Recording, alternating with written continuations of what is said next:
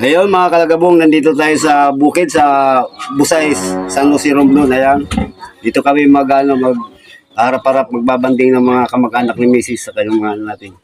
So, yan natin 3 piraso, ihawin natin. Sana all. Marami doon, sabi ko tama na to, yung malalaki, sabi ko nagsawa na ako sa malalaking suraan. Ito naman, maliit na to, 3. At tanggalan lang natin itong mga kalagawang bitoka para iyaw natin to, iyaw lang to. May ganunggong naman dyan. Tanggalan natin to. Ayun, ang maanak na ito. Ah, taba. Ha? Taba. Dito naman eh. Ay, kung di mainit ang ano. Press na press mga kalagabong, bagong huli yan sa pana. Apo magbuhat ng speaker.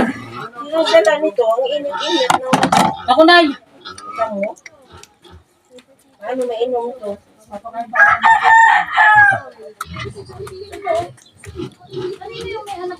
Dito may tubig to.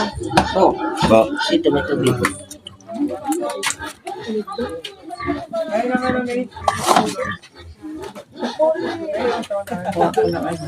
Pili na siguro itong ditanggalan ng bitoka. Pili na siguro itong ditanggalan ng bito. Mapait yata yung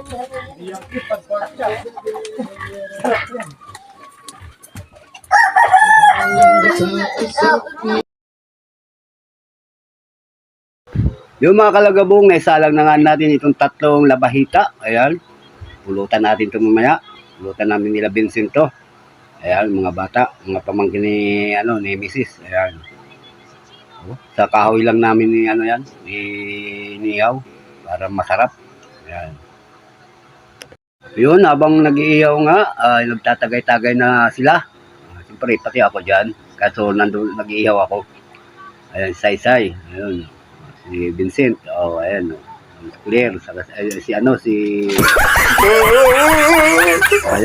Yun, nabaliktad na natin yung labahita. Ayan. Palutuin na lang.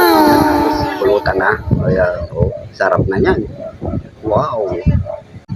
Ayun mga kalagabong, andyan na nga yung inihaw. Umpisa na rin tayo ng hinom-hinom. Ayan si Vincent. Oh, kaway-kaway. Oh, si Say-Say. Oh, ha.